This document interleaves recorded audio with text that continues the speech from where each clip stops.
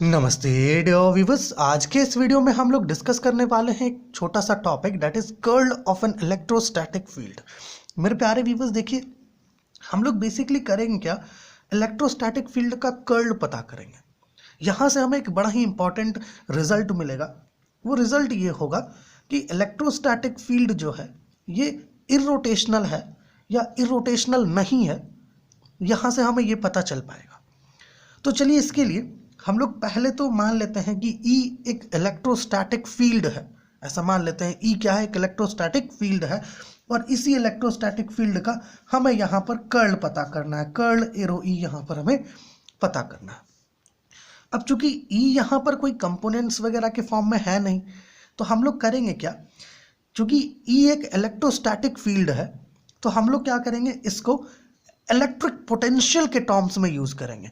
चूंकि हम लोग जानते हैं कि हमारा जो इलेक्ट्रोस्टैटिक फील्ड है E, ये इलेक्ट्रिक पोटेंशियल से कुछ इस प्रकार से रिलेटेड होता है, माइनस ग्रेड V से। यहाँ पर V क्या है, इलेक्ट्रिक पोटेंशियल है। ओके, आप इसे ऐसे भी लिख सकते हैं, E is equal to minus del V। हम लोगों ने है ना इलेक्ट्रोस्टैटिक्स में इस चीज़ को पढ़ा है।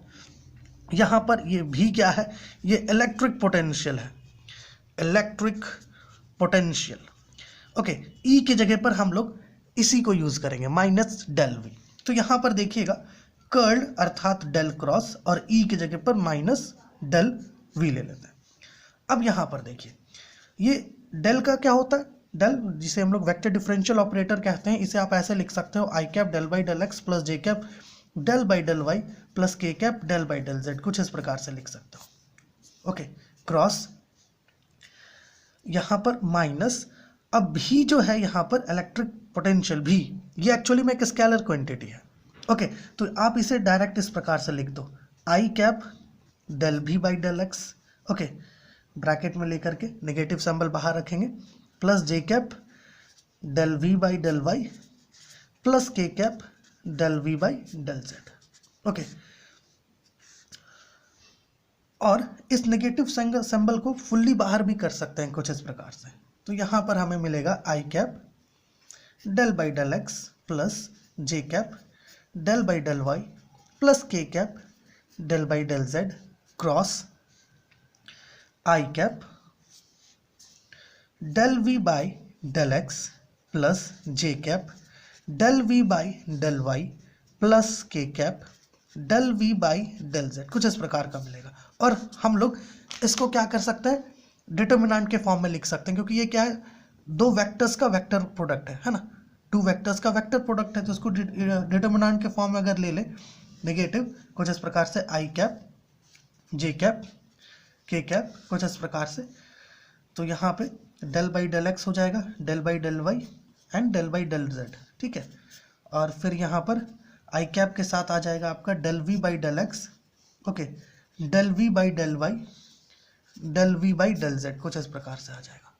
और हम लोग इसे सॉल्व कर लेते हैं इस डिटर्मिनेंट को। ओके, तो यहाँ पर देखिएगा, इस डिटर्मिनेंट को हम लोग यहाँ पर सॉल्व कर लेते हैं। अगर चलिए इसे यहीं पर सॉल्व कर लेते हैं, है ना। अगर यहाँ पे सॉल्व करें तो हमें क्या मिलेगा, आई कैप के लिए, आई कैप के लिए ये इसके साथ आएगा और ये इसके साथ, है ना। तो यहाँ पर हमें मिलेगा आई कैप, नेगेटिव सिंबल को चलिए बाहर ही रखते हैं, i cap del square we by del Y del z minus, इसमें क्या आएगा, del square we by del Y del z आ जाएगा, ठीक है, del Y del Z. Okay, इस प्रकार से आई कैप मिलेगा।